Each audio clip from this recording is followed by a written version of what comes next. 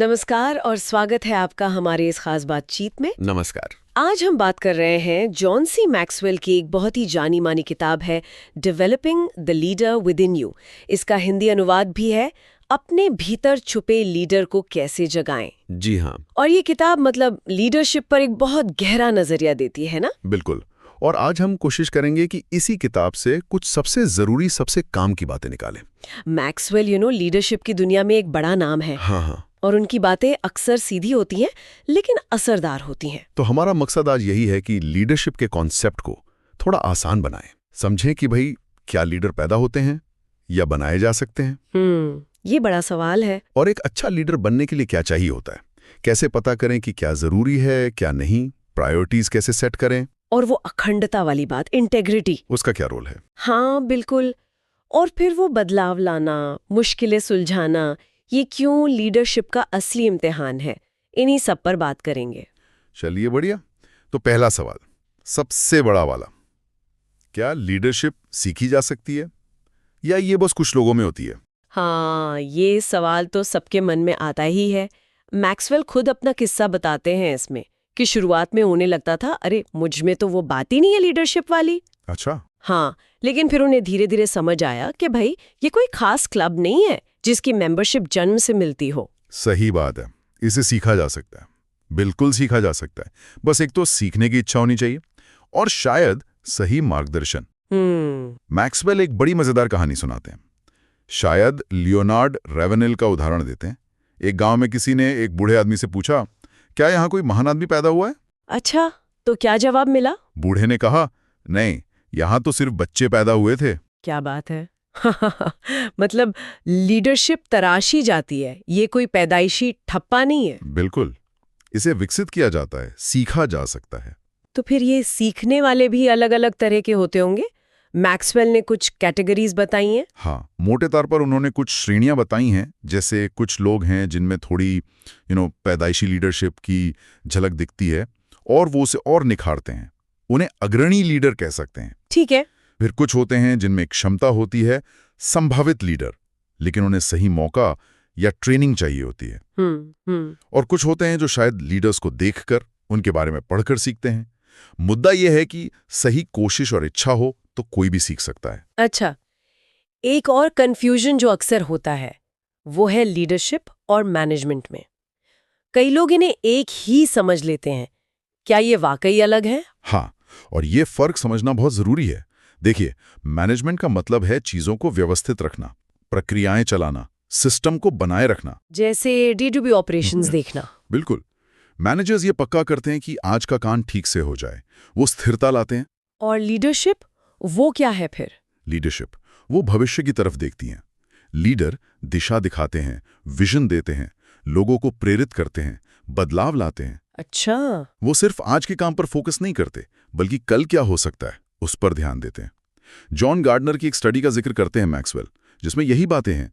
Leader लंबी अवधि का सोचते हैं, वो सिर्फ अपनी टीम नहीं, पूरे संगठन को देखते हैं, मूल्यों पर जोर देते हैं। तो मतलब मैनेजर प्रबंधन करते हैं और लीडर नेतृत्व करते हैं। हाँ, संक्षेप में यही है।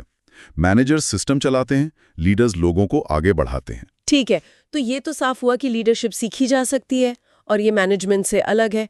अब सवाल ये है कि ये विकसित कैसे होती है? आपने कहा मैक्सवेल ने इसके 5 स्तर बताए हैं। जी हाँ, ये 5 स्तर लीडरशिप के विकास के सफर को समझने का एक बहुत ही अच्छा मॉडल है। इसे सीढ़ियों की तरह समझ सकते हैं, हर स्तर पिछले वाले पर बनता है। ओके, तो पहली सीढ़ी? पहला और सबसे बुनियादी स्तर है पद या अधिकार। अच्छा, मतलब लोग आपको सिर्फ इसलिए फॉलो कर रहे हैं क्योंकि आपके पास कोई टाइटल है, कोई कुर्सी है, जैसे कोई बॉस है। बिल्कुल, यहाँ लोग इसलिए सुनते हैं क्योंकि उन्हें सुनना पड़ता है। ये नौकरी की शर्त है, ये असली प्रभाव नहीं है, ये सिर्फ अथॉरिटी है, अधिकार है। यहाँ वो बॉस बनाम लीडर वाला फर्क साफ दिखता है। बॉस शायद डरा कर काम लेता है, लीडर जोश भरता है। बॉस गलती होने पर दोषी ढूंढता है, लीडर उसे ठीक करने में मदद करता है। तो इस लेवल पर लीडरशिप काफी सीमित हुई। बहुत ज्यादा। लोग सिर्फ उतने ही दायरे में आपकी बात मानेंगे जितने में आपकी अथॉरिटी चलती है, दिल से नहीं जुड़ते। स्वयंसेवकों या बहुत बुद्धिमान लोगों के साथ तो इस स्तर पर काम करना बहुत मुश्किल है। ठीक है, तो फिर अगला स्तर क्या है? इस पद से ऊपर? स्तर 2 है अनुमति, परमिशन। यहां बात बदल जाती है। लोग आपको इसलिए फॉलो करते हैं क्योंकि वे चाहते हैं। मतलब ये रिश्तों पर आधारित है। आपने लोगों के साथ एक तालमेल बिठाया है, एक कनेक्शन बनाया है, भरोसा जीता है। लोग आपको पसंद करने लगे हैं, आपका सम्मान करते हैं। अच्छा, तो यहाँ सिर्फ टाइटल नहीं बल्कि आपसी रिश्ते, भरोसा, सम्मान ये चीजें काम कर रही हैं। बिल्कुल, यहां माहौल ज्यादा सकारात्मक होता है। लोग आपकी सुनते हैं क्योंकि वो आपके साथ जुड़ाव महसूस करते हैं। मैक्सवेल ने वो मुर्गियों वाले झुंड का उदाहरण दिया है, शेल्ड्रप ऐप का शोध, कि कैसे एक चोंच मारने का क्रम बन जाता है जो असल में रिश्तों पर आधारित होता है। हाँ, दिलचस्प है। लेकिन इसमें एक चेतावनी भी है। अगर आप सिर्फ इसी स्तर पर अटक गए, मतलब सिर्फ अच्छे रिश्ते बनाते रहे और नतीजे नहीं लाए, तो टीम आगे नहीं बढ़ेगी। और जो लोग बहुत मोटिवेटेड हैं, जो काम करना चाहते हैं, वो बेचैन हो सकते हैं। उन्हें लगेगा कि बस बातें ही हो रही हैं, काम नहीं। सही बात है। हर स्तर की अपनी अहमियत है, लेकिन आगे बढ़ना भी जरूरी है। तो रिश्तों के बाद स्तर 3 क्या है? स्तर 3 है उत्पादन, प्रोडक्शन, यानी नतीजे, रिजल्ट्स। यहां लोग आपको इसलिए फॉलो करते हैं क्योंकि आपने संगठन के लिए कुछ ठोस करके दिखाया है, आपने नतीजे दिए हैं। अच्छा, मतलब अब बात सिर्फ अच्छी बातचीत या रिश्तों की नहीं, बल्कि काम दिखने लगा है, प्रॉफिट बढ़ रहा है, टारगेट्स पूरे हो रहे हैं, टीम जीत रही है। बिल्कुल सही। इस स्तर पर लीडरशिप का असर साफ दिखने लगता है। लोग देखते हैं कि आपके नेतृत्व में काम होता है, चीजें आगे बढ़ती हैं, समस्याएं सुलझती हैं। यहां टीम में एक अलग ही ऊर्जा होती है, एक मोमेंटम बनता है। हाँ, ये तो बहुत अहम पड़ाव लगता है। यहाँ पहुंचकर लीडर काफी प्रभावी हो जाता होगा। हाँ, बिल्कुल। मैक्सवेल कहते हैं कि स्तर 2 पर लोग शायद मीटिंग के लिए जमा होते हैं क्योंकि उन्हें अच्छा लगता है। स्तर 3 पर लोग समस्याएं हल करने के लिए जमा होते हैं क्योंकि वो जानते हैं कि यहाँ काम होगा। ये बड़ा फर्क है। इसके बाद भी कोई स्तर है, लेवल 3 के बाद? हाँ, और ये स्तर मेरे हिसाब से बहुत खास है। स्तर 4 है लोगों का विकास, पीपल डेवलपमेंट, या इसे रिप्रोडक्शन भी कह सकते हैं। पीपल का विकास? इसका क्या मतलब? इसका मतलब है यहाँ लोग आपको इसलिए फॉलो करते हैं क्योंकि आपने उनके लिए क्या किया है। आपने उनकी ग्रोथ में इन्वेस्ट किया है, आपने उन्हें बेहतर बनने में मदद की है, उन्हें नए स्किल सिखाए हैं, उन्हें मौके दिए हैं, उन्हें खुद लीडर बनने में मदद की है। अरे वाह! मतलब यहाँ लीडर सिर्फ काम नहीं करवा रहा, बल्कि वो अपने जैसे और लीडर्स तैयार कर रहा है। बिल्कुल सही पकड़ा। असली लीडरशिप, दीर्घकालिक लीडरशिप यही है। मैक्सवेल कहते हैं कि आप महान इसलिए नहीं बनते कि आपके पास कितनी शक्ति है, बल्कि इसलिए कि आप दूसरों को कितना सशक्त बनाते हैं। ये तो बहुत गहरी बात है। और इस स्तर पर लोगों की वफादारी, उनकी लॉयल्टी बहुत गहरी होती है, क्योंकि आपने सिर्फ संगठन के लिए नहीं, उनके व्यक्तिगत जीवन पर, उनके करियर पर सकारात्मक असर डाला है। वो आपसे जुड़ाव महसूस करते हैं। कमाल है। तो ये चौथा स्तर हुआ। हाँ। और सबसे ऊंचा स्तर, 5वां, वो है स्तर 5, किंवदंती, पर्सनलहुड, या जिसे सम्मान कह सकते हैं। ये शिखर है। यहाँ लोग आपको इसलिए फॉलो करते हैं कि आप कौन हैं और आप किन मूल्यों का, किन सिद्धांतों का प्रतीक हैं। मतलब आपका नाम ही काफी है। हाँ, कुछ वैसा ही। ये स्तर सालों की मेहनत, लगातार अच्छे काम, मजबूत चरित्र और अनगिनत लोगों के जीवन पर सकारात्मक प्रभाव डालने से हासिल होता है। ये सिर्फ आपकी उपलब्धियों के बारे में नहीं है, ये आपकी व्यक्तित्व, आपकी विरासत के बारे में है। ये तो बहुत ऊंची बात लगती है। क्या हर कोई यहाँ पहुँच पाता है? ये काफी दुर्लभ है, सच कहूं तो, लेकिन नामुमकिन नहीं। ये वो लीडर्स होते हैं जिनका सम्मान उनकी पदवी या उनके काम से भी कहीं ज्यादा होता है। आप सोच सकते हैं कुछ ऐतिहासिक नाम, गांधी जी, मदर टेरेसा, इस तरह के लोग। तो ये 5 स्तर एक पूरी यात्रा दिखाते हैं, पद से शुरू होकर, फिर अनुमति, रिश्ते, फिर उत्पादन, नतीजे, फिर लोगों का विकास और आखिर में सम्मान, विरासत। जी हाँ, लेकिन इन सीढ़ियों पर चढ़ते हुए कुछ खास बातों का ध्यान रखना होता होगा। हाँ, कुछ बहुत जरूरी बातें हैं। पहली, जितना ऊपर आप जाते हैं उतना ज्यादा समय और समर्पण लगता है। ये रातों रात नहीं होता। ठीक है। दूसरी, जितना ऊपर जाते हैं लोगों की निष्ठा और आपका प्रभाव उतना ही गहरा होता जाता है। नेतृत्व करना एक तरह से आसान हो जाता है क्योंकि लोग आप पर ज्यादा भरोसा करते हैं। तीसरी, और ये सबसे जरूरी है, आप जिस भी स्तर पर हों, आपको पिछले स्तरों पर लगातार काम करते रहना होगा। अगर आप स्तर 4 पर हैं, लोगों का विकास, तो भी आपको अच्छे रिश्ते स्तर 2 बनाए रखने होंगे और नतीजे स्तर 3 देते रहने होंगे। अच्छा, मतलब नींव को कभी नहीं छोड़ना चाहिए। बिल्कुल नहीं। अगर आपने पिछले स्तरों को नजरअंदाज किया तो आप नीचे गिर सकते हैं। ये सीढ़ियां हैं, लिफ्ट नहीं। ये बात तो गांठ बांधने वाली है। नींव मजबूत रखनी ही होगी। अच्छा, अब इन स्तरों पर आगे बढ़ने के लिए, या यूं कहें कि एक अच्छा लीडर बनने के लिए सबसे जरूरी चीज क्या है? किताब किस पर सबसे ज्यादा जोर देती है? किताब कहती है, और मैं भी इससे सहमत हूं, कि लीडरशिप की कुंजी है प्राथमिकताएं तय करना। प्राथमिकताएं। हाँ, सफलता की परिभाषा ही है किसी पहले से तय जरूरी लक्ष्य की तरफ लगातार बढ़ते रहना। और इसके लिए ये जानना बहुत जरूरी है कि कौन सा काम सबसे ज्यादा मायने रखता है, किस पर फोकस करना है। प्राथमिकताएं सुनने में तो ये बड़ा सीधा लगता है, पर असल जिंदगी में तय करना बड़ा मुश्किल होता है। इतने सारे काम होते हैं, सब जरूरी लगते हैं। हाँ, यही पर लीडर की परख होती है। और यहाँ एक सिद्धांत बहुत मदद करता है, पेरेटो का सिद्धांत, जिसे 80-20 नियम भी कहते हैं। 80-20 नियम, हाँ सुना तो है इसके बारे में। ये कहता है कि आपके 80% नतीजे, या कहीं कि 80% परिणाम, अक्सर आपके सिर्फ 20% कामों या प्रयासों से आते हैं। ओह अच्छा, मतलब हमारे ज्यादातर रिजल्ट्स हमारी कुछ थोड़ी सी खास एक्टिविटी से आते हैं। बिल्कुल। जैसे हो सकता है आपकी कंपनी में 20% ग्राहक आपको 80% बिजनेस देते हों, या आपके दिन के 20% काम आपको 80% संतुष्टि या प्रोडक्टिविटी देते हों, या आपकी टीम के 20% लोग 80% काम करते हों। अरे हाँ, ये तो होता है। तो लीडर का काम है इन टॉप 20 चीजों को पहचानना, वो काम, वो लोग, वो मौके, और अपनी ज्यादातर ऊर्जा, समय, पैसा और संसाधन उन्हीं पर लगाना। तो फिर बाकी 80% कामों का क्या करें जो कम नतीजे देते हैं? उन्हें या तो किसी और को सौंपें, मतलब डेलीगेट करें, या उन्हें कम समय दें, या अगर वो बिल्कुल जरूरी नहीं है तो उन्हें हटा ही दें। यहीं पर कुशल, एफिशिएंट और प्रभावी, इफेक्टिव होने का फर्क आता है। कुशल और प्रभावी। इसमें क्या फर्क है? कुशल होना मतलब काम को सही ढंग से करना, तेजी से करना, कम संसाधनों में करना, ये अच्छा है। हाँ। लेकिन प्रभावी होना मतलब सही काम को करना, वो काम करना जो सबसे ज्यादा जरूरी है, जो आपको आपके लक्ष्यों के करीब ले जाए। लीडर को कुशल होने से ज्यादा प्रभावी होना होता है। स्मार्ट वर्क करना, सिर्फ हार्ड वर्क नहीं। एग्जैक्टली। अब प्राथमिकताएं तय करने के लिए एक तरीका भी है जो काफी प्रैक्टिकल है। बताइए। अपने कामों को 4 हिस्सों में बांट सकते हैं: इंपॉर्टेंस, महत्व, और अर्जेंसी, आवश्यकता के आधार पर। अच्छा, वो मैट्रिक्स वाला तरीका। हाँ। पहला quadrant, high importance, high urgency, बहुत जरूरी, तुरंत करना है, इन्हें तो अभी करना है, कोई चारा नहीं। ठीक। दूसरा, हाई इंपॉर्टेंस, लो अर्जेंसी, जरूरी है पर तुरंत नहीं। ये हैं आपके असली प्राथमिकता वाले काम।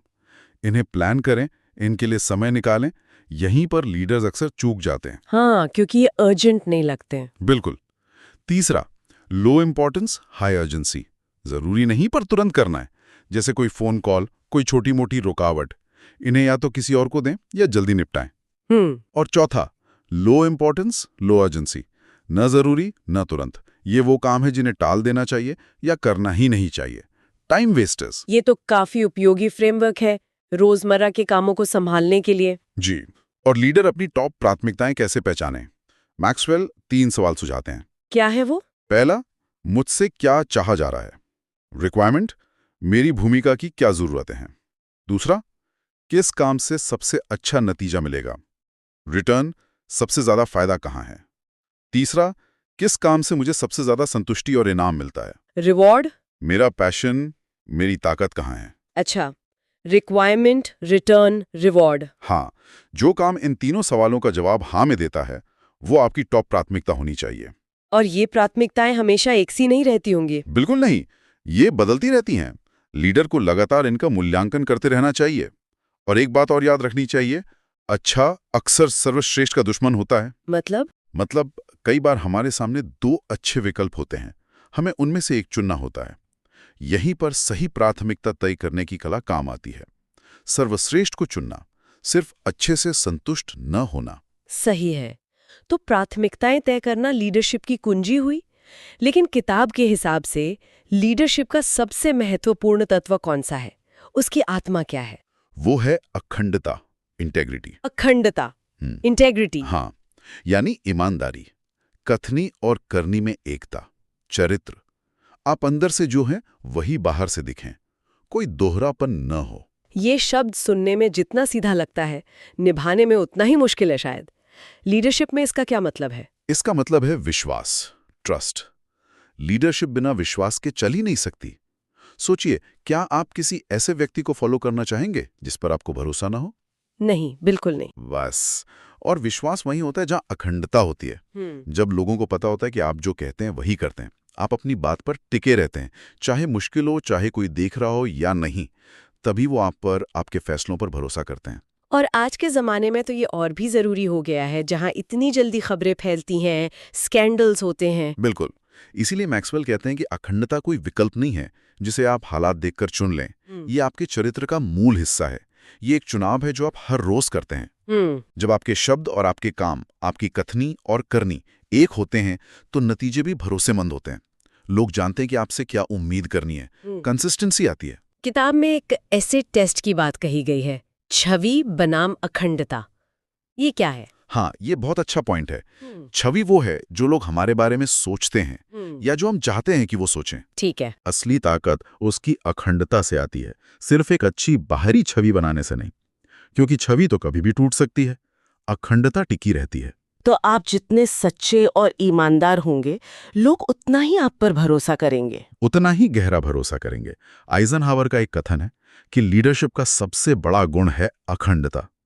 इसके बिना कोई वास्तविक सफलता संभव नहीं। और ये सिर्फ लीडर के लिए नहीं, पूरी टीम के लिए जरूरी है। लीडर की अखंडता पूरी टीम के कल्चर को, उसके माहौल को तय करती है। एमर्सन ने कहा था, हर संस्थान अपने लीडर की लंबी परछाई होता है। वाह, ये तो बहुत बड़ी बात है। अगर लीडर ईमानदार है, मूल्यों पर चलता है, तो टीम भी वैसा ही करने की कोशिश करेगी। और अगर लीडर ही ढुलमुल है, तो फिर टीम से क्या उम्मीद करें? तो अखंडता सिर्फ एक नैतिक गुण नहीं है, बल्कि ये लीडरशिप के असर को, उसके प्रभाव को कई गुना बढ़ा देती है। बिल्कुल। ये एक ठोस प्रतिष्ठा बनाती है, सिर्फ एक खोखली छवि नहीं। और जैसा थॉमस मकॉले ने कहा था, किसी व्यक्ति के चरित्र का असली पैमाना ये है कि वो दबाव में कैसा व्यवहार करता है। हाँ।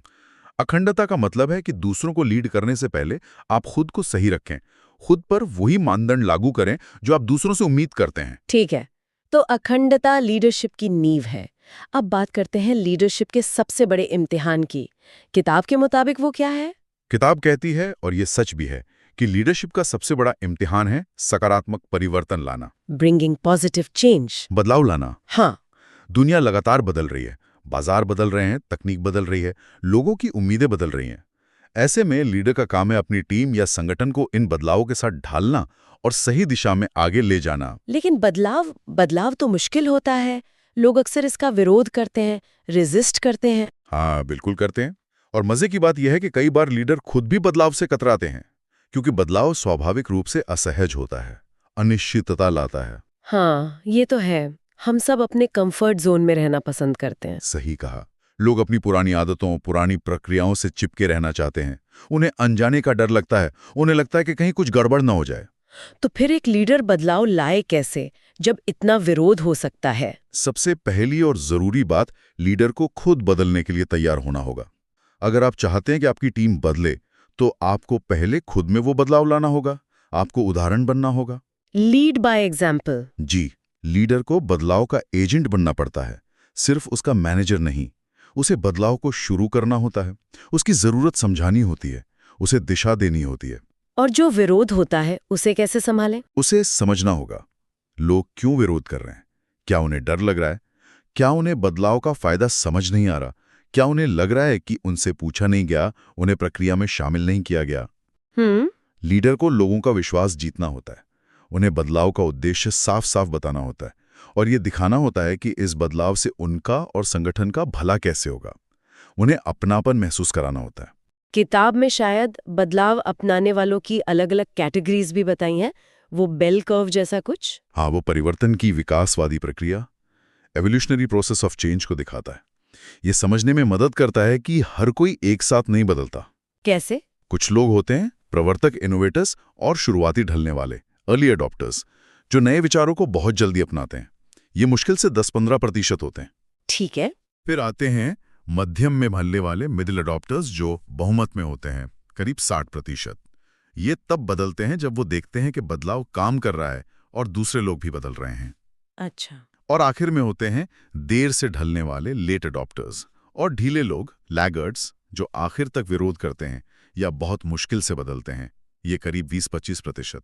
तो लीडर को इन सभी ग्रुप्स को साथ लेकर चलना होता है। हाँ, रणनीति बनानी पड़ती है। पहले अर्ली अडॉप्टर्स को साथ लेना होता है, उनकी मदद से मिडिल अडॉप्टर्स को प्रेरित करना होता है और लेट अडॉप्टर्स के डर और चिंताओं को दूर करना होता है। तो सफल बदलाव के लिए एक सही माहौल बनाना बहुत जरूरी है। बिल्कुल। विश्वास कायम करना, संगठन के इतिहास को समझना, सही लोगों को जिम्मेदारी देना जो बदलाव के समर्थक हों, बदलाव से होने वाले फायदों को बार बार बताना, लोगों को प्रक्रिया का हिस्सा बनाना, स्वामित्व देना, ये सब जरूरी है। और टाइमिंग, समय का कितना महत्व है? ओह, टाइमिंग बहुत ज्यादा महत्वपूर्ण है। मैक्सवेल कहते हैं, गलत समय पर गलत निर्णय लेना विनाशकारी होता है। गलत समय पर सही निर्णय लेना भी विरोध पैदा करता है। सही समय पर गलत निर्णय लेना एक भूल होती है, लेकिन सही समय पर सही निर्णय लेना ही सफलता है। वाह, ये तो बहुत सटीक है। हाँ, तो लीडर को न सिर्फ ये पता होना चाहिए कि क्या करना है, बल्कि ये भी कि कब करना है। बदलाव लाना वाकई एक बहुत बड़ा चैलेंज है। अच्छा, अब आते हैं आज के आखिरी मुख्य बिंदु पर। किताब कहती है कि लीडरशिप तक पहुंचने का सबसे तेज रास्ता है समस्या सुलझाना, प्रॉब्लम सॉल्विंग। ये कैसे? जरा सोचिए, लोग लीडर की तरफ कब देखते हैं, या लीडर की जरूरत सबसे ज्यादा कब महसूस होती है? शायद जब कोई मुश्किल आती है, कोई समस्या होती है। बिल्कुल, जब कोई चुनौती आती है, जब रास्ता साफ नहीं होता, जब कोई समस्या होती है जिसका हल किसी को नजर नहीं आता। ऐसे में जो व्यक्ति आगे बढ़कर जिम्मेदारी लेता है, रास्ता दिखाता है और समस्या को सुलझाने की कोशिश करता है, वही लीडर बन जाता है। हाँ, वो स्वाभाविक रूप से लीडर के तौर पर उभरता है। समस्या सुलझाने की क्षमता लोगों में विश्वास पैदा करती है। उन्हें लगता है कि हाँ, ये व्यक्ति हमें मुश्किल से निकाल सकता है। हाँ, ये तो है। मुश्किल वक्त में ही असली लीडर की पहचान होती है। बिल्कुल। और देखिए, समस्याएं तो जीवन का हिस्सा है, वो तो आएंगी। जरूरी ये नहीं कि समस्याएं ना हो, जरूरी ये है कि आपका नजरिया क्या है उन समस्याओं के प्रति। नजरिया मतलब क्या आप समस्या को एक बोझ समझते हैं, एक रुकावट, या आप उसे एक अवसर समझते हैं, कुछ सीखने का, कुछ बेहतर करने का। महान लीडर्स समस्याओं में मौके ढूंढते हैं।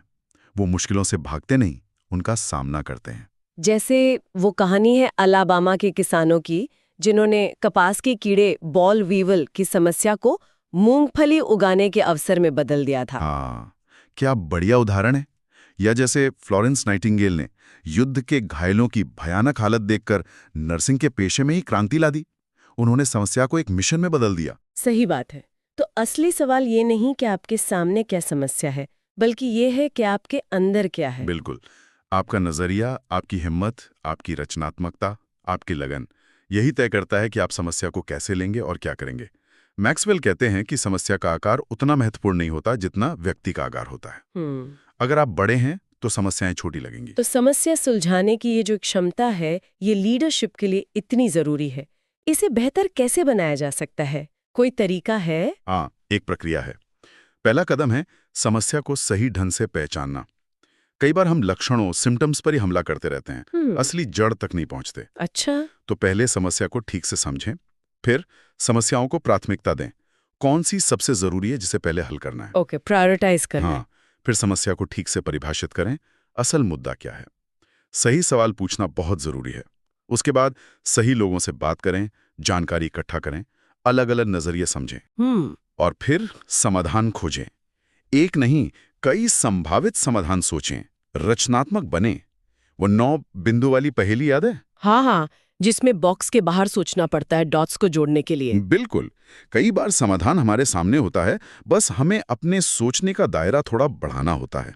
लीडर वही है जो ना सिर्फ समस्याओं को पहचानता है, बल्कि उनके हल के लिए टीम को रास्ता दिखाता है और प्रेरित करता है। तो ये थी जॉन सी मैक्सवेल की किताब अपने भीतर छुपे लीडर को कैसे जगाएं से निकली कुछ बहुत ही महत्वपूर्ण बातें। जी हाँ। हमने समझा कि लीडरशिप सीखी जा सकती है, ये कोई जन्मजात गुण ही नहीं है।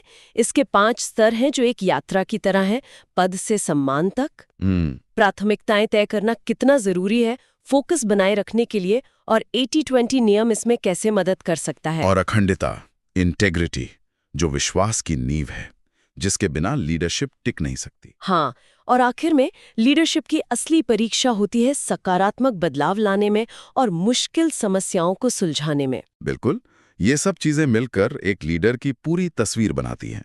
और ये कोई एक दिन का काम नहीं है, ये लगातार सीखते रहने का, खुद को बेहतर बनाने का एक सफर है। तब हमारे श्रोताओं के लिए एक छोटा सा सवाल छोड़ जाते हैं। जरा सोचिए, मैक्सवेल के बताए इन 5 स्तरों में से आप खुद को फिलहाल सबसे ज्यादा कहाँ काम करते हुए पाते हैं? क्या आप अभी पद पर हैं, या रिश्ते बना रहे हैं, या नतीजे लाने पर फोकस कर रहे हैं, या फिर दूसरों को आगे बढ़ाने में मदद कर रहे हैं? या फिर वो 80-20 नियम के बारे में सोचिए। आपकी वो कौन सी 1 या 2 मुख्य प्राथमिकताएं हैं जिन पर अगर आप ज्यादा ध्यान दें तो अपने 80% नतीजे बेहतर कर सकते हैं? और अपनी अखंडता के बारे में भी सोच सकते हैं। क्या आपकी बातें और आपके काम हमेशा मेल खाते हैं? इसे और मजबूत करने के लिए आप आज अभी क्या एक छोटा सा कदम उठा सकते हैं? शायद अपने अंदर के लीडर को जगाने की शुरुआत इन्हीं सवालों के जवाब ढूंढने से होती है। और याद रखिए, जैसा मैक्सवेल कहते हैं, आप भविष्य में वही बनेंगे जो आप आज बनने की कोशिश कर रहे हैं। बिल्कुल, इसी सोच के साथ आज की ये बातचीत यहीं खत्म करते हैं। अगली बार फिर मिलेंगे एक और गहरी जानकारी और विश्लेषण के साथ। तब तक के लिए धन्यवाद। धन्यवाद।